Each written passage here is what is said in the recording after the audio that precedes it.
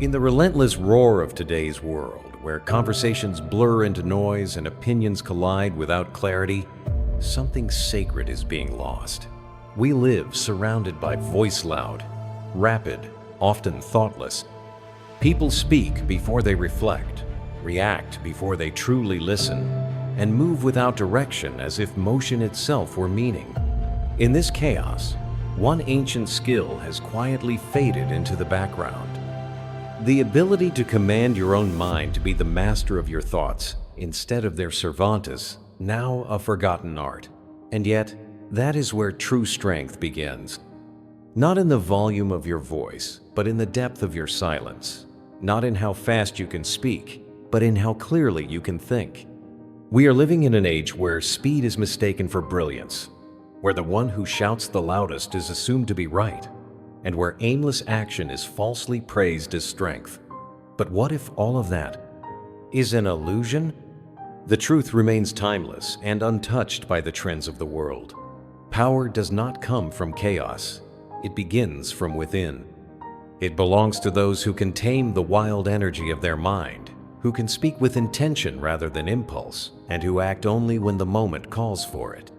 That is what the Stoics taught: not to live reactively, but to live deliberately. And that's what this journey will lead you toward.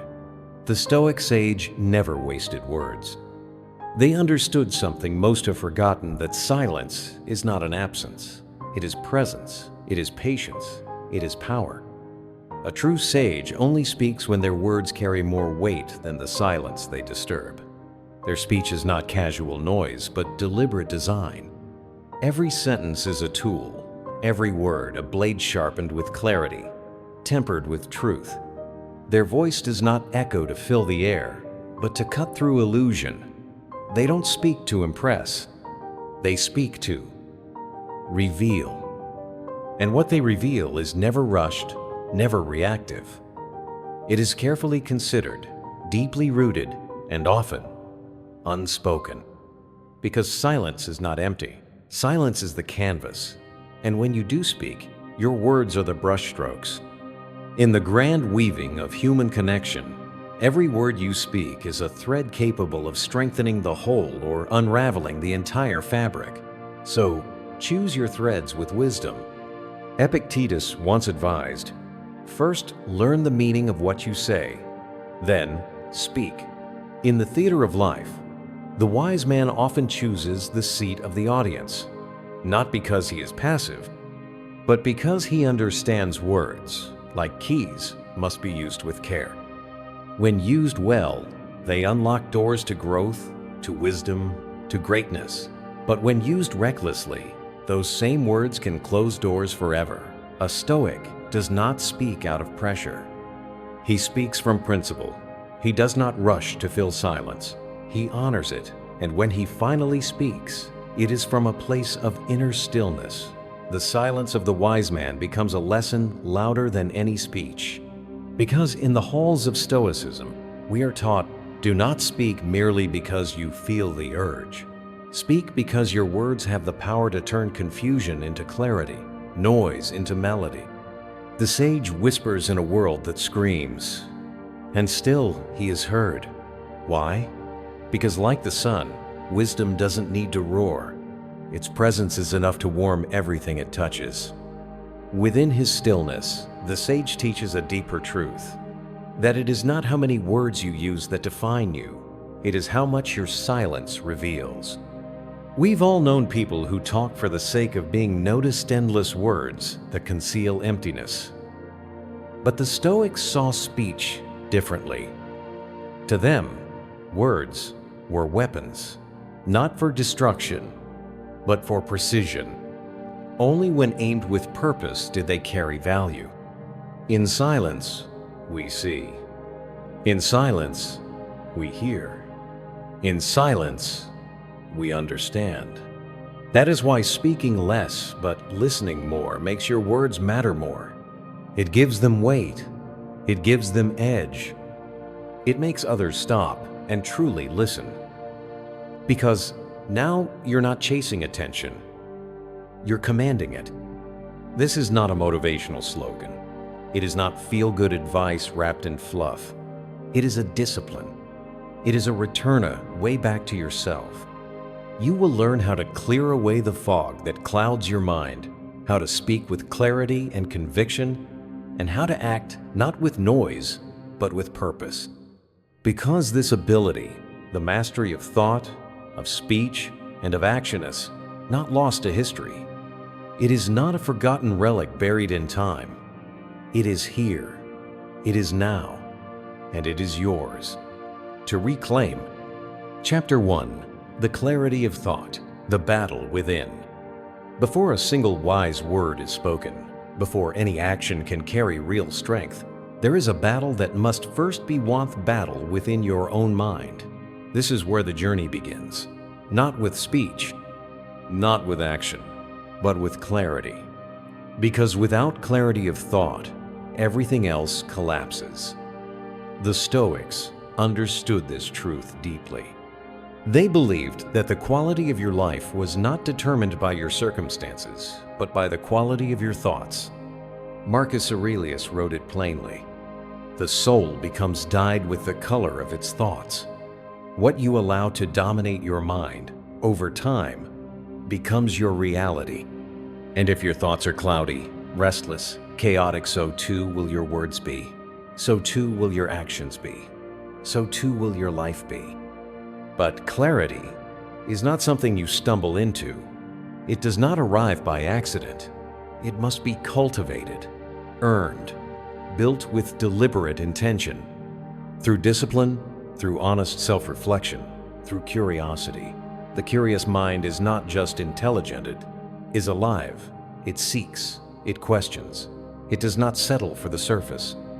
But how do you hold on to that clarity in a world designed to distract you, confuse you, pull your attention in every direction at once?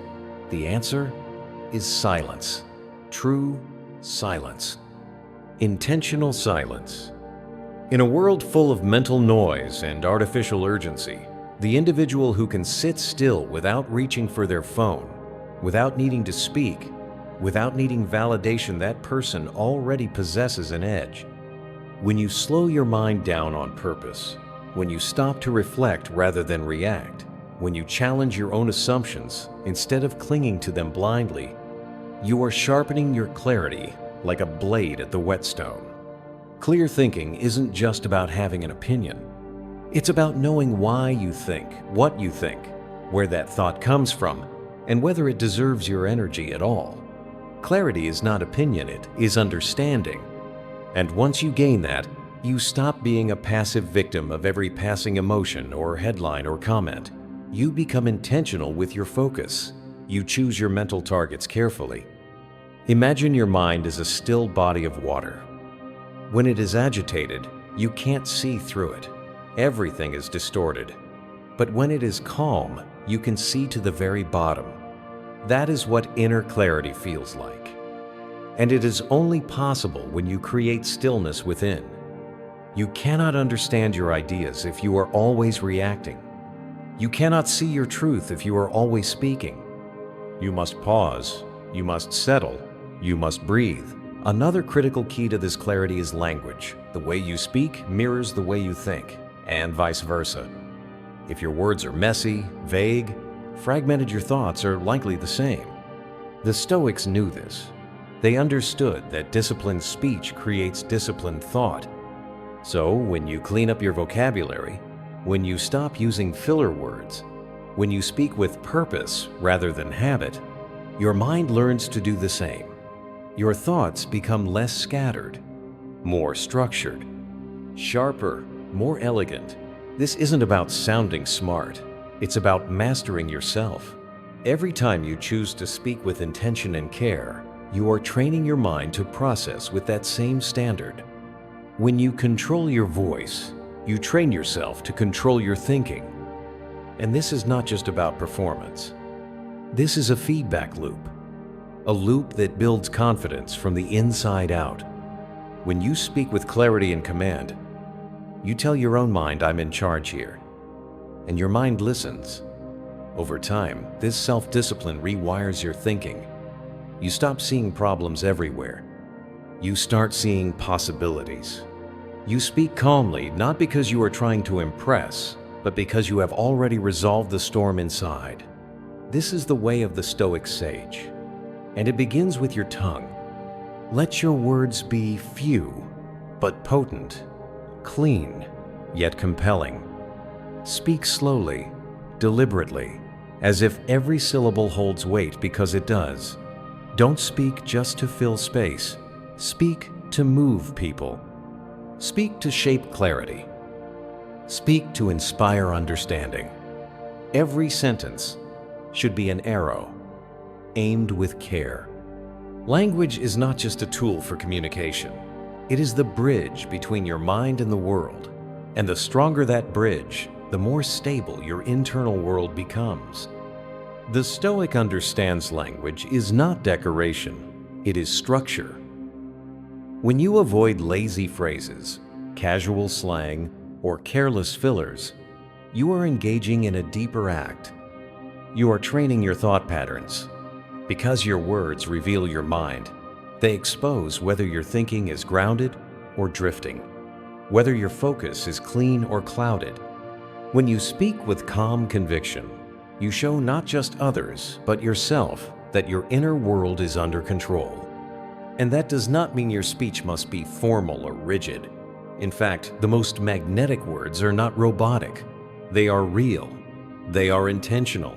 They are delivered with care. They show the person across from you that you respect them enough to think before you speak. And something amazing begins to happen. When you discipline your speech, your thoughts follow. When you speak with clarity, you begin to think more clearly. When you slow down to choose your words, your mind slows down to choose better thoughts. It becomes a loop, a virtuous cycle. And that loop builds inner strength that cannot be faked. So speak with care, with meaning, with purpose. Let every word emerge from a place of stillness. Watch as your inner chaos fades. Watch as your focus sharpens. Watch as your poise becomes unshakable. Think of your mind like a blade forged in fire. Every strike of the hammer is a moment of reflection. Every dip into water, a moment of pause. Over time, the edge becomes honed. The blade becomes ready. So too must your mind be forged. Not in noise, but in silence. Begin simply. Start each morning with 5 minutes of stillness. No phone. No distractions, just you and your thoughts. Ask yourself, what am I thinking right now? Is it clear? Is it helpful? Is it true? This daily ritual will become your mental compass. This is how clear thinking begins, not with more information, but with more awareness. Chapter 2, Curiosity, the Seed of Wisdom. Once your thoughts begin to clear, once the fog of reaction and distraction starts to lift, a new force must rise to take their place: curiosity. Because a clear mind is not an empty one. It is a mind driven by the desire to understand, to uncover, to ask, what lies beneath? This is where wisdom begins. Not in having all the answers, but in daring to ask the right questions. In this chapter, we return to the soil where wisdom is planted, where clarity gives way to inquiry, and inquiry becomes the path forward. The Stoics understood something that many overlook today. Curiosity is not a shallow impulse. It is not mere amusement or distraction. It is the seed of depth. It is the beginning of all learning, all self-knowledge, all mastery. For them, philosophy wasn't just a body of knowledge. It was a practice of asking why, a discipline of peeling back assumptions and uncovering the truth underneath. Without curiosity, the mind hardens. It grows rigid. It stops growing and begins defending. And when the mind stops growing, it stops seeing. But a curious mind, it feeds itself, it educates itself, it seeks, it questions what others accept blindly. It reads, listens, watches, observes not to pass the time, but to unlock patterns that others miss. It doesn't cling to rigid certainty, but leans into the unknown. And this makes it incredibly powerful, not because it has collected more facts, but because it has built the habit of thinking deeper. It sees behind the curtain. It questions the default. It connects ideas others ignore. This kind of curiosity is not passive. It is active. It sharpens your thinking like a sword in constant motion. It keeps your mind agile in a world of mental laziness, where shallow content and quick takes dominate attention. A curious person is not fooled by appearances. They pull the thread of every thought until they reach something meaningful. They go beneath the noise, beneath the surface, always asking, what's really going on here? The Stoics lived this way. They refused to take anything at face value, because true wisdom does not rush to answer it, sits with the question. And when you live this way, life transforms. Every moment becomes a classroom. Every challenge becomes a riddle to decode. Every interaction, whether joyful or tense, becomes a chance to learn something new about yourself, about others, about reality itself. And this changes everything. You begin to ask, what is this moment here to teach me? What can I extract from this pain? What insight is hiding behind this failure? That mindset builds strength. It builds mental adaptability. It trains you to thrive in uncertainty without needing constant reassurance. And over time, your conversations shift. You no longer feel the need to lecture or dominate. You start to ask better questions. You draw people in not with force, but with genuine interest, because curiosity is magnetic. It's alive. It sparks dialogue that actually matters. You become the person who makes others pause, who helps them reflect, not because you're trying to impress them, but because you're thinking with them. In a world full of noise, you become the rare one who listens, who speaks not to win, but to explore, and your presence becomes unmistakable. People sense when your mind is awake.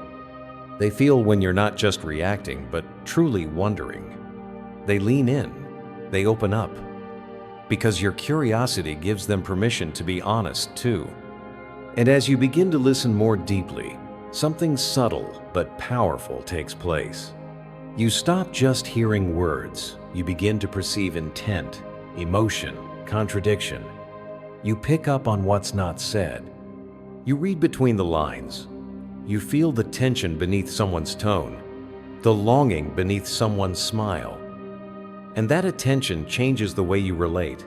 It brings empathy, insight, grace. It helps you respond wisely, not impulsively. Because you're not just waiting for your turn to speak. You're engaging in the act of connection. You're building bridges. And those bridges outlast any argument or clever comeback. The curious mind does not assume. It leans forward. It listens longer. And it grows stronger for it. Not in volume, but in clarity. Not in dominance, but in depth. With time, you begin to build a kind of inner compass, a quiet guide that leads you through complexity. That helps you navigate the unknown, not with fear, but with fascination. Curiosity becomes your ally, your lens, your inner drive to seek not just more knowledge, but more meaning. And when curiosity is paired with discipline, it becomes unstoppable. It no longer accepts shallow answers. It digs. It probes. It examines even itself. It sees through manipulation, through emotional confusion, through ego, because the Stoic mind is not afraid of doubt. It thrives in the pursuit of truth. And to pursue truth, you must first admit, I don't know everything. That's not weakness. That's strength. That's the beginning of real wisdom. The wisest people are not those who speak the most. They are those who are unafraid to ask, to revise, to step into the unknown and say, let me learn. Because for them, learning is not a task, it's a way of life. A sign not of insecurity, but of growth. They are always expanding, always preparing their minds to think more clearly, to speak more wisely, and to act more boldly. A curious mind resists decay. It flows like water, persistent, powerful, unstoppable. It shapes the stone of resistance with patience and pressure. It turns good thinkers into great ones, and everyday voices into unforgettable storytellers. Because curiosity is not just a habit, it is a form of courage. To choose curiosity is to choose growth over comfort, depth over distraction. It is to say, there's always more to learn, even when it would be easier to stop.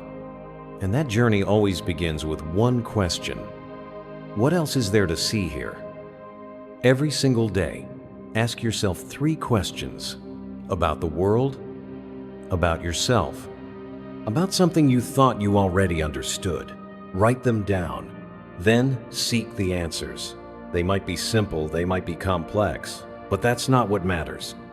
What matters is that you are training your mind to look deeper. And that mindset will take you farther than certainty ever could. Chapter 3: The Power of Pause, the Art of Listening and Speaking. After curiosity opens the door to deeper understanding, another Stoic discipline must step in to shape how that understanding is expressed. The pause, the space between words, the breath before response, the silence that carries more meaning than noise ever could. This chapter is not about speaking louder, it's about speaking better. And to speak better, you must first learn how to pause. Sean Connery, not only known for the power of his presence, but for the unmistakable cadence of his voice, once said, "There is something about the way a man pauses between words that makes people listen." That pause, deliberate, still, unhurried, says more than most people ever will. It is not empty. It is charged. It is a signal of control, a mark of composure, a demonstration that the speaker is not ruled by impulse, but by intention. And yet, in today's world, we've forgotten the value of that stillness. We rush through our sentences. We race to speak. We fill every silence as though it were a threat. In a time where verbal clutter dominates every interaction, silence is often more feared than ignorance. Why? Because silence reveals. It exposes what's truly there or what isn't. Many speak not from clarity, but from anxiety, the fear of being overlooked, the fear that silence might uncover the emptiness behind their words. So they overtalk, they interrupt, they equate speed with intelligence and volume with truth. But the Stoics knew better. They understood that wisdom does not emerge from the flood of words, but from the stillness between them. It is not how fast you speak, but how patiently you wait. Not the noise, but the pause that reveals true strength. The ability to pause before speaking is a mark of someone who governs themselves, someone who is not swayed by emotion or driven by the urge to react. It is the art of restraint, an act of choice rather than compulsion. To speak wisely, you must listen deeply, not just to others, but to yourself. You must learn to hear what is being said and what is being left unsaid. And then, only after collecting your thoughts, you release them, not in a rush, but like arrows drawn with precision and intent. A pause is not weakness. It is not hesitation. It is strategy. It is awareness. It is power. Because in that brief stillness, something shifts. You take back control of the conversation. You disarm the one who seeks chaos. You confuse those who expect you to react. You remove their leverage because you are no longer playing their game. You're not emotionally swayed, and that unsettles them.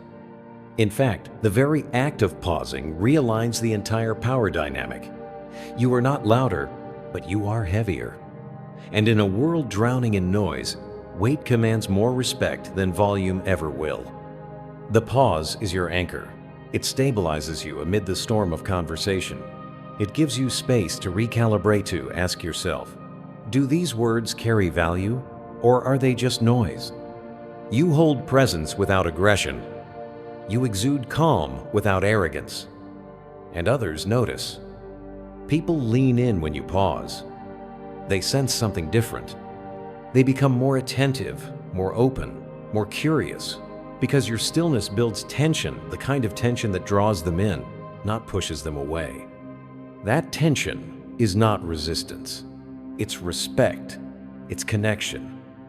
And it's in those brief silences that you reclaim something most have lost sovereignty over your voice. You stop spilling words to fill the air. You create a boundary between thought and expression, allowing only the most meaningful ideas to rise to the surface. Each pause becomes a filter, a moment of mental clarity inside the emotional haze of human interaction. This is not just a tactic. It's a mental discipline, a reflection of inner clarity expressed through outer calm. The more you practice it, the more you rewire your relationship with your own speech. You begin to speak not from habit, but from intent, not to be heard, but to deliver something that matters. You speak less, but when you do, your words land like stones in still water, undeniable, unshakable, heard. And suddenly, it's no longer about being the fastest or the smartest. It's about being grounded, steady. Sure, the ability to pause is also your best defense against emotional reactivity. When you're insulted, provoked, cornered, pause. When you're tempted to lash out or defend yourself, pause. Because in that pause, you reclaim your dignity. You step out of reaction. You step into intention. You don't need to prove yourself. You don't need to match their energy. Let the other person reveal who they are while you reveal your self-mastery. The Stoics, the sages, the great orators, they all understood this. They didn't run from silence. They embraced it. Because in the pause, they owned not just their message, they owned themselves. The silence between their words wasn't empty. It was full of presence, of weight, of purpose. It sent a message without needing to shout. I am not here to compete for noise. I am here to speak something real. So the next time you enter a conversation, remember pause is not dead air. It is sacred ground. It is where your wisdom gathers itself before it speaks. It is your signal to lead not by raising your voice, but by lowering your urgency. The one who pauses before speaking is the one who always gets heard. In your next conversation, try this. Before you respond, stop. Even if it feels awkward, let the silence be. Let it breathe. Think of your words as precious coins. You wouldn't throw them away. So don't. Spend them wisely. Chapter 4. Speaking is storytelling. Weaving words like a master. Once you've mastered the pause once, you've learned the discipline of silence, and the restraint of waiting what you say next carries immense power. Because now, your words are not random. They are chosen. And chosen words have the potential to do something far greater than inform they can transform. That's where the art of storytelling begins. The most powerful speakers in history weren't the loudest. They didn't need to dominate the room to be heard. They didn't speak fast to sound clever or shout to demand attention. Instead, they spoke like artists. They were storytellers. They wove their words into something that lingered long after the conversation ended. Their voice didn't just reach your ears, it moved through your mind, painting pictures that stayed with you. Their words didn't just state facts. They opened doors. They pulled you into a world where meaning lived in every moment. And in doing so, they created something deeper than communication. They created experience. True influence is not about the volume of your voice. It's about the emotion behind your message. It's about crafting a narrative that resonates not just intellectually, but emotionally. Storytelling is how you bypass resistance. It's how you carry an idea into someone else's heart. When you pause intentionally, when you speak with rhythm, when every phrase is chosen with care, you create something vivid, something alive. Your listener is no longer just hearing you. They're feeling you. When you speak with wisdom, you are not delivering data. You are building a bridge. You are offering a perspective, a pathway, an invitation into the world as you see it. Storytelling is how you make that world real for someone else. Your words become a guide, taking them by the hand and showing them a truth they may not have seen before. That's not performance. That's connection. And this connection is what makes your voice unforgettable. Not because it's louder, but because it's deeper, because it's thoughtful, because it comes from a place of genuine reflection. When you speak from a story, not from a script, people lean in. They feel your meaning. They walk away not just informed, but changed. And isn't that the real goal? But here's the key though. Tell great stories. You must live a life worth telling. You can't fabricate truth. You can't fake wisdom. You have to earn it. And you do that by living with intention, by being present to the beauty and pain of your own journey. The best storytellers aren't just good with words.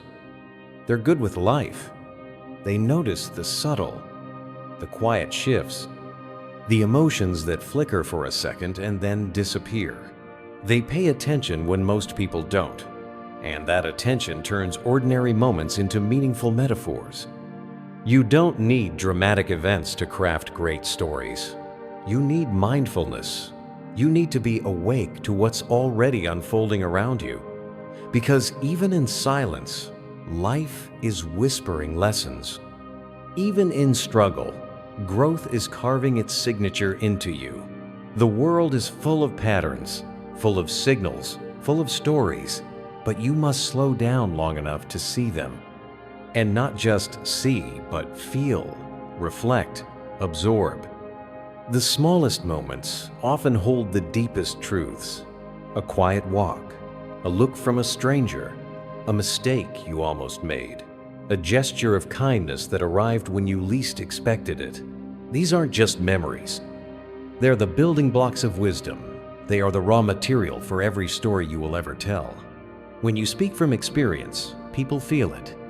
When your words are shaped by real life, not theory, not opinion, but lived understanding, they gain substance, and that substance is what gives your voice gravity. Every joy you embrace, every pain you endure, every challenge you meet, and every lesson you extract, they all become part of your narrative. They add depth to your storytelling. They make your voice not just a sound, but a presence. That's what makes your words land with weight. That's what gives your message a pulse. Because if you haven't truly lived, your stories will feel hollow. But if you've paid attention, if you've walked through your days with open eyes and an open heart, your stories will carry truth. A kind of truth that no one can fake and no one can ignore. And those truths don't just stay with you, they travel. They enter other minds and shape new perspectives. That's the beauty of storytelling. It's not just self-expression, it's shared humanity. It's a mirror where others see themselves through your words. They hear your story and say, "That's me. I've felt that. I've lived that too."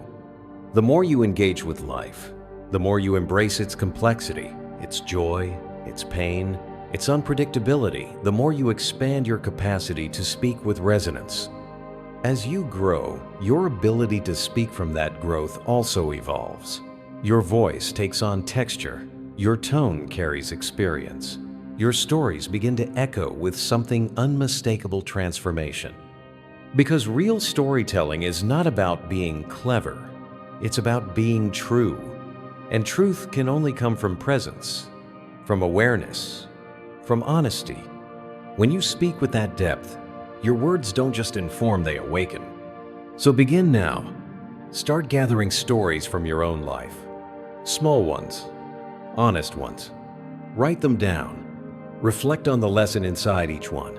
Then share them not to impress, but to illuminate. Not to show off, but to inspire.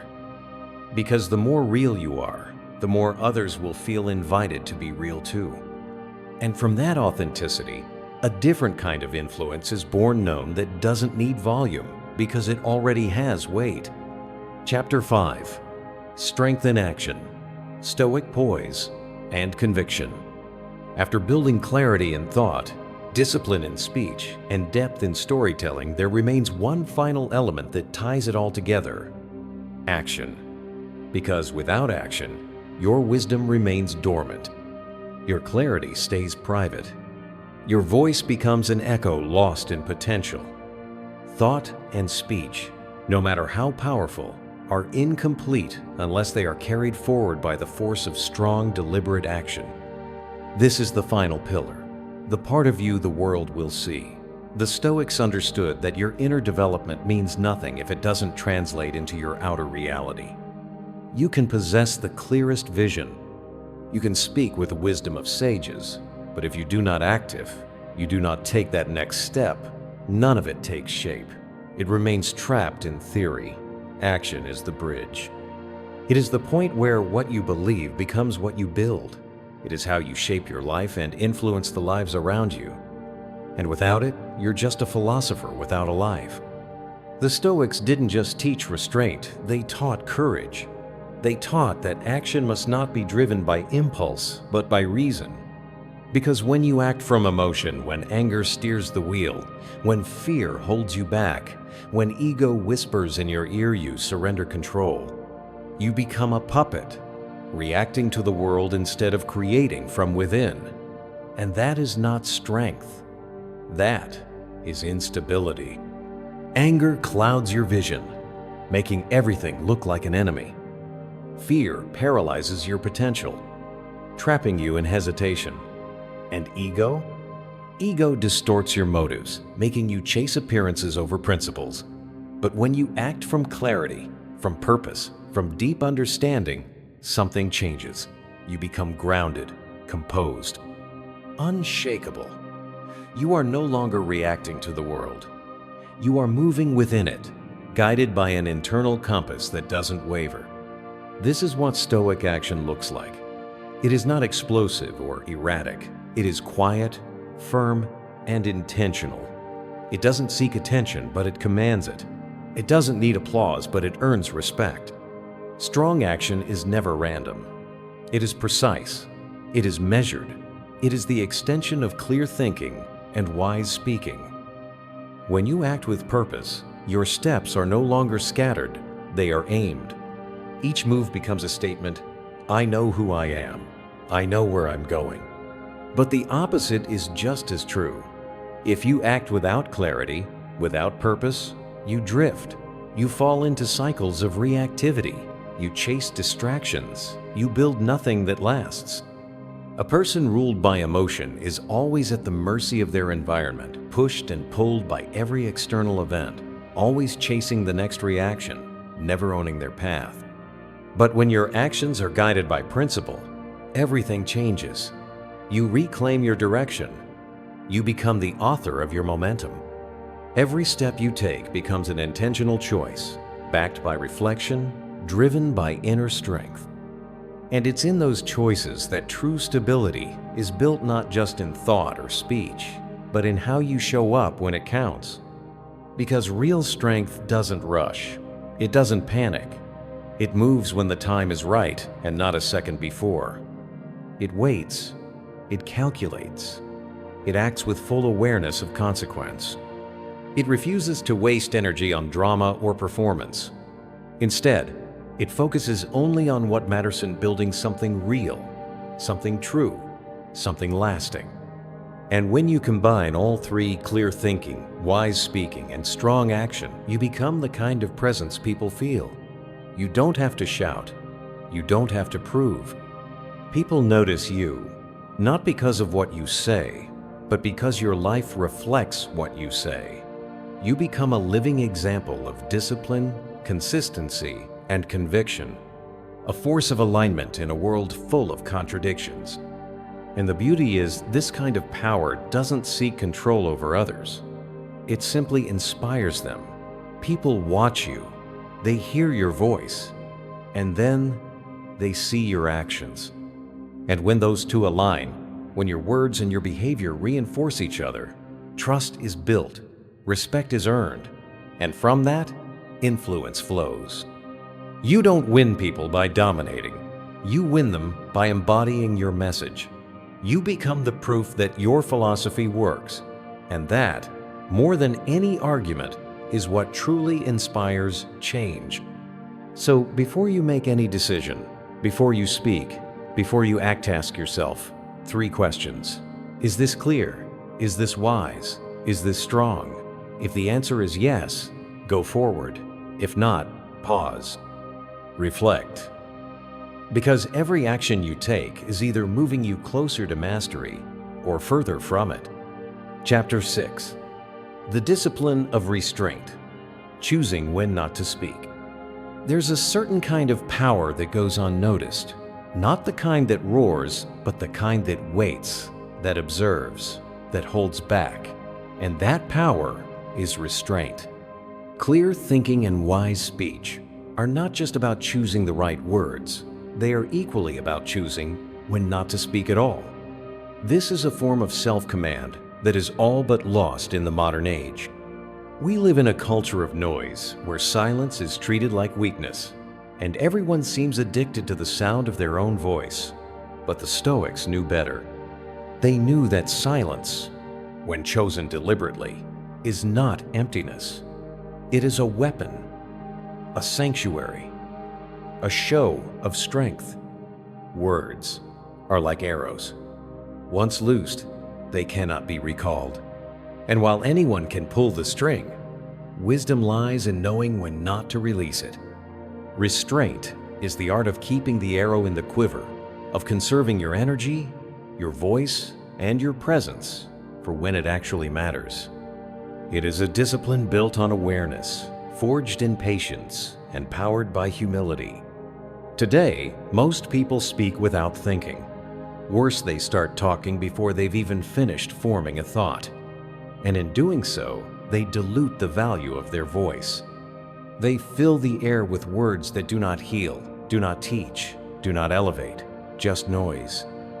But the Stoic doesn't chase volume. They pursue value. For them, the purpose of speech is not to dominate, not to impress, but to contribute. Every word is measured. Every silence is intentional. They understand that true wisdom is not found in how much you say, but in how well you say "I tand," in how often you choose to say nothing at all. Because silence is revealing. It exposes the gaps in thinking. It reveals the discomfort people carry within themselves. It shines a light on their insecurities. That's why so many fear silence. They can't hide inside it. But the one who has mastered their mind finds strength in that space. They are not compelled to fill the void. They honor it. To speak with restraint is to live with intention. It is to understand that not every opinion must be voiced. Not every disagreement needs your input. Not every emotional spike is an invitation to engage. Sometimes the greatest strength is walking away from the urge to prove a point and letting your poise speak louder than your voice ever could. The Stoic sage speaks only when their words serve a purpose higher than silence itself. If the silence is more powerful, more dignified, more peaceful, then they preserve it. This is not passive behavior. It is deliberate, it is strategic, and it's rare. Because when you do choose to speak, people listen not out of obligation, but out of curiosity and respect. They know that when you open your mouth, it's not to waste breath.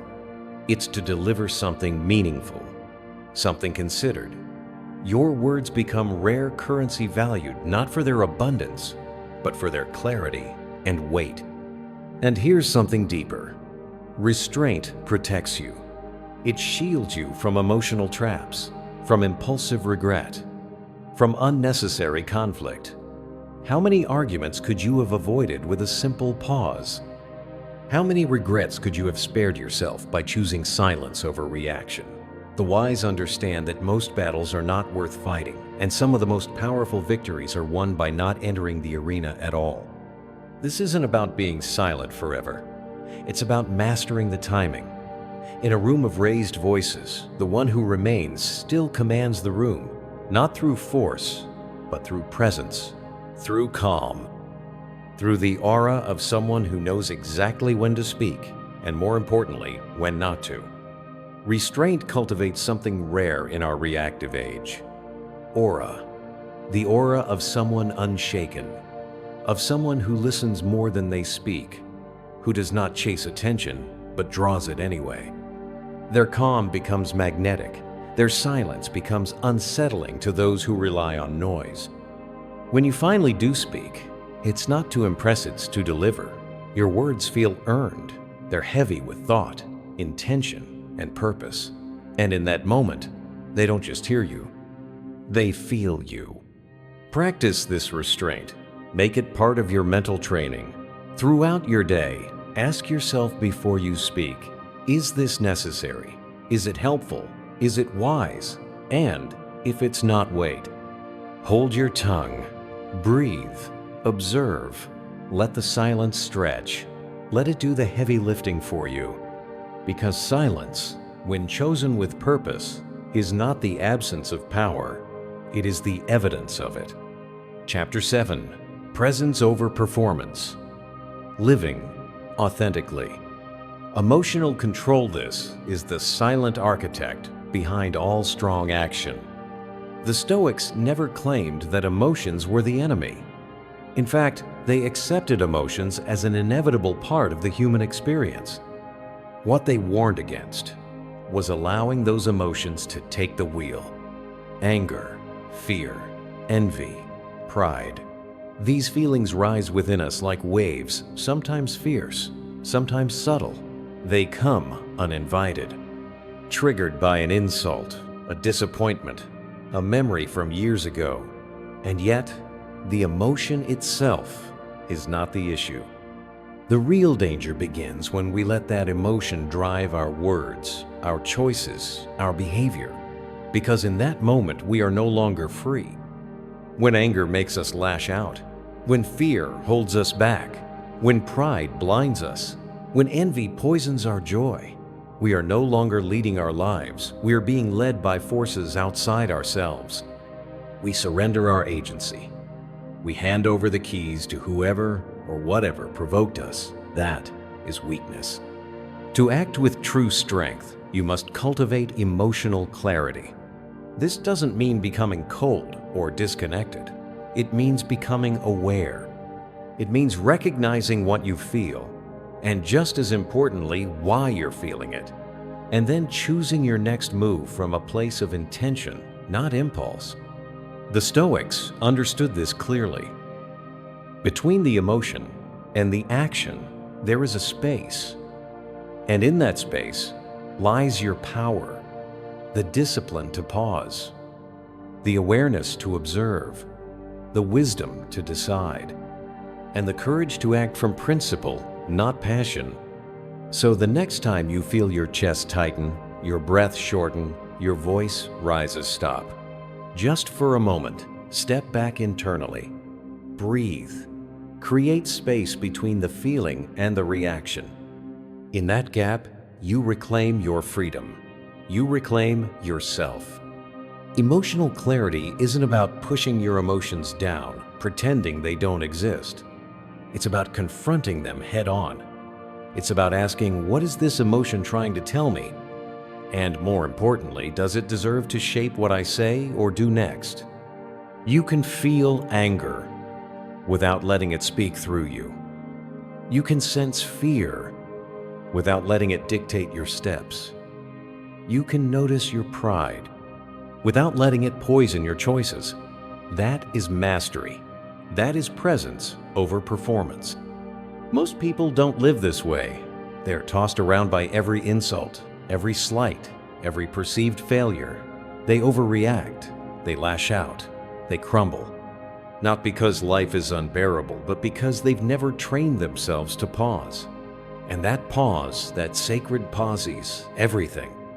Because when you do pause, when you stop reacting and start responding, you become solid, grounded. You become the kind of person who isn't easily provoked, who isn't shaken by the opinions of others, who isn't living life trying to impress the world, but instead expressing their truth With calm, confidence, you stop performing and you start living. This is the essence of Stoic self-leadership. It's not about suppressing emotion, it's about mastering it, so that your actions are not emotional explosions, but conscious expressions of your deepest values. And the way to build that mastery? Simple. Not easy, but simple. Every time you feel the heat rising, pause. Take 3 deep, steady breaths. And ask yourself, is what I'm about to do aligned with who I want to be? Or am I letting this emotion take control? That one question, asked consistently, can change the direction of your life. Chapter 8. Speak with purpose, not for approval. Mental preparation is the invisible discipline behind every powerful word and every meaningful action. If you want to speak wisely and act with strength, you cannot afford to live in reaction. You must train your mind to anticipate life, not just the big storms, but the subtle winds too, the undercurrents, the unexpected, the things that others ignore until it's too late. This isn't fear. It's not pessimism. It's not paranoia. It's strategy, foresight, self-mastery. The Stoics called it premeditatio malorum, the premeditation of evils. But it wasn't about living in dread. It was about making peace with reality before it hits, so that when life tests you and it, you don't flinch. You don't panic. You respond like someone who's already been there, because in your mind, you have. A prepared man doesn't wait until the fire breaks out to look for the exits. He studies the map before he steps into the building. Mental preparation is this: walking the battlefield of possibility before the real battle ever begins. You look ahead. You visualize the conversation before it happens. The tension, the resistance, the temptation to take things personally. You imagine the worst, not to dwell in darkness, but to bring your mind into the light. Because once you've seen all the ways things might unfold, you are no longer surprised when they do. You remain grounded, steady, focused. The clear thinker does not simply ask, "What do I want to say?" They ask deeper questions. What could go wrong? Where might I stumble? What blind spot could trip me up? How might others react, and how will I remain unmoved by that? This kind of preparation isn't a burden, it's freedom. It removes hesitation. It eliminates panic. It gives you the upper hand, not over others, but over your own emotions.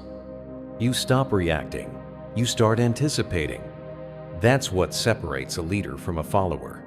The person who stumbles into every situation, unsure and uncentered, gets swept up in the chaos. But the person who has mentally rehearsed the possible outcomes, who has already met the resistance in his mind, walks in with quiet authority. He doesn't need to dominate the room. His composure speaks for him. This is more than just strategy. It's a mindset. It's a way of being. You walk through the world with your eyes open, not just to what's obvious, but to the dynamics that lie beneath the surface. The unspoken, the social tension, the inner impulse that could sabotage you if you don't catch it in time. You don't just prepare for the external. You prepare for yourself. Because often, your greatest opponent is not the room, but your own impatience, your ego, your need to impress. And if you don't train for that, you'll lose the moment before it begins. Mental preparation is not about scripting life word for word. It's about strengthening the corazo that no matter how unpredictable the situation becomes, you remain composed. You don't freeze. You don't break. You don't let the unexpected control you. You control your response. The Stoic who masters this lives differently. He doesn't overestimate success or crumble in the face of failure. He's already seen both in his mind, and because of that, neither one controls him. Success can inflate the ego. Failure can shake your identity. But if you've prepared for both, Neither outcome surprises you. And that, quietly, becomes your greatest strength. It becomes your hidden advantage. Before every meaningful conversation, every major decision, every moment that matters stake a few minutes, breathe. Picture the terrain ahead. Ask yourself, what resistance might I face? What emotions might rise up? What would a strong, grounded response look like? Then walk in, not to perform, not to seek approval, but to speak from clarity, to act with conviction, and to stay true to your principles, no matter how the world responds. Chapter 9. When to remain silent and observe. Presence, the power of full attention. Clarity in thought, strength in speech, precision in action. All of it begins with one thing: presence. In today's hyperstimulated world, very few people are truly present. Their minds are pulled in every direction, half listening to conversations, half scrolling through their phones, always somewhere else. They live distracted, fragmented. Their attention is thinly spread across notifications, noise, and mental clutter. And when your attention is scattered, ezo is your power. Presence is not just a luxury. It is the foundation of mastery. The Stoics understood this long before technology fractured the human mind. They practiced deep awareness, training themselves to be fully where they were, fully engaged with the moment, because without awareness, there is no control. Without presence, there is no wisdom. To be present is to be here, fully, with your mind, your eyes, your heart. Not replaying yesterday, not rushing into tomorrow, but rooted in this moment where real clarity lives. And when you do that, something profound happens. You start to listen differently. You begin to see what others miss: the slight shift in tone, the flicker in someone's expression, the hidden tension behind their words. The moment becomes rich with meaning, because you're no longer skimming the surface of life. You're paying attention to its depths. Presence is what separates the reactive from the deliberate. It's what allows you to read the room, not just see who's speaking, but sense who's holding back. Feel the energy. Notice the discomfort. Hear what's not being said. When you are present, you stop running on autopilot. You speak less, but with more weight. You move less, but with more direction. You become a strategist in the room, calm, grounded, observant, while others exhaust themselves trying to be heard. True presence creates power without force. You don't have to dominate a conversation to command attention. Just being fully there, with unwavering focus, speaks louder than any performance. People notice. They feel it. Your silence becomes magnetic. Your attention becomes a signal of value. Because in a world where most people are checked out, being fully checked in makes you stand out. Presence also creates restraint. You speak only when needed. You respond instead of react. And when you do speak, your words hit harder, not because they're louder, but because they're born from stillness, from awareness, from respect for the moment. This kind of presence builds trust. It makes others feel seen, heard, and respected. And that, more than charm or wit, is what people remember. It's not what you said, it's how you made them feel.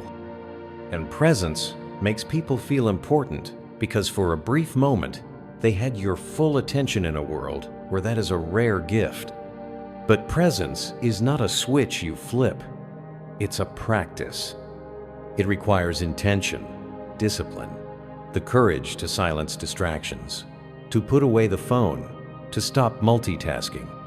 It requires you to return again and again to the only place where life is actually happening. And over time, presence refines you. It sharpens your thinking. It gives your speech weight. It makes your actions more deliberate. It carves away the noise and reveals what matters. So make it a habit. Before every conversation, remind yourself, be here. When someone speaks to you, listen fully. When you're tempted to zone out, anchor yourself. Eye contact, stillness, breath. These are not small things. They are the posture of a Stoic in action. Because a present man is a powerful man, not through aggression, not through force, but through quiet authority, through unshakable calm, through the rare and radical act of giving the world your full attention one moment at a time. Chapter 10. Conclusion. Master your mind, rule your life. Integrity. The final alignment of thought, word, and action. This is where it all comes together. The journey of mastering your mind begins with clear thought. It deepens through wise speech, and it takes form through strong, deliberate action. But it does not end there. Because true mastery is not about isolated virtues. It's about the harmony between them. And that harmony has a name: integrity. Integrity is not a decoration. It's not a badge you wear or a title you claim.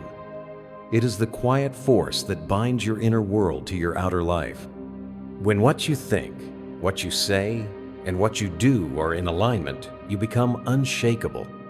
You no longer wrestle with contradiction. You no longer project one version of yourself to the world while hiding another within.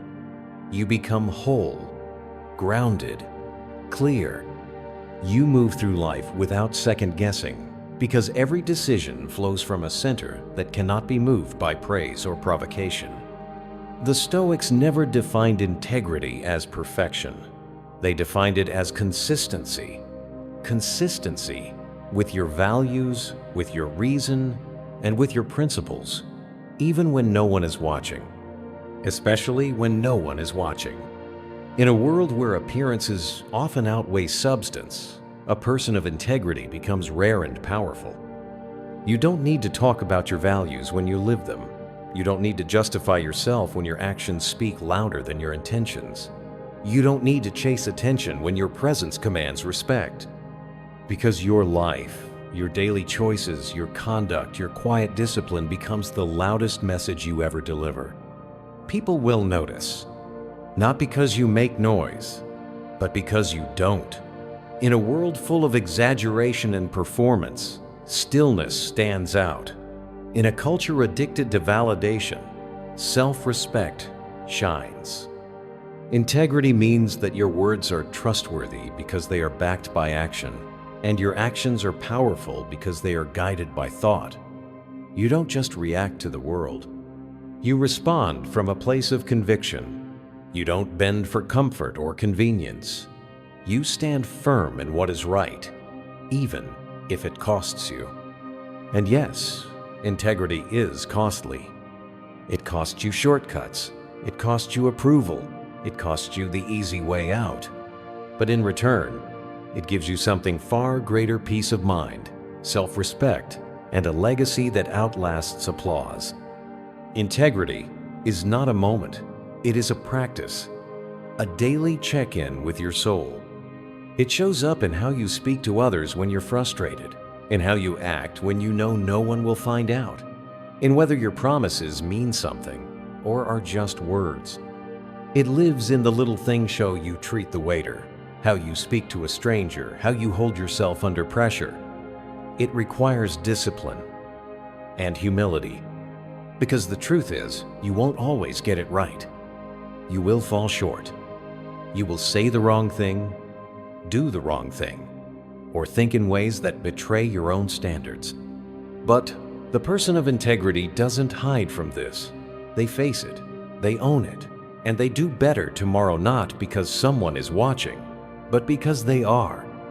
That's what Stoicism teaches us, not to pretend we are perfect, but to strive toward wholeness, to close the gap between who we are and who we know we can become. So tonight, when the noise settles and you are alone with your thoughts, ask yourself, did my actions today reflect my words? Did my words reflect my thoughts? And did my thoughts reflect my deepest values? Where there's a gap, close it. Where there's a crack, repair it. Where there's alignment, reinforce it. Because the person who masters this daily alignment, who lives each moment from a place of clear thought, wise speech, strong action, and unshakable integrity, becomes a force the world cannot ignore. You don't just live with purpose. You become purpose in motion. And in doing so, you master your mind and rule your life. So now, the question is yours to answer. Will you just listen and nod, or will you live this? Will you go back to the noise, the habits, the chaos, or will you begin the practice of alignment today? You don't need perfection. You need intention. One clear thought, one wise word, one strong action, repeated daily. That's the path. If this message resonated with you, don't just keep it to yourself. Share it with someone who needs strength, clarity, and purpose in their life. And if you're ready to go deeper, to train your mind the Stoic way, subscribe to the channel, because we're just getting started. You don't rise by accident. You rise by choice. And that choice begins now. Live Stoic, live strong, live free.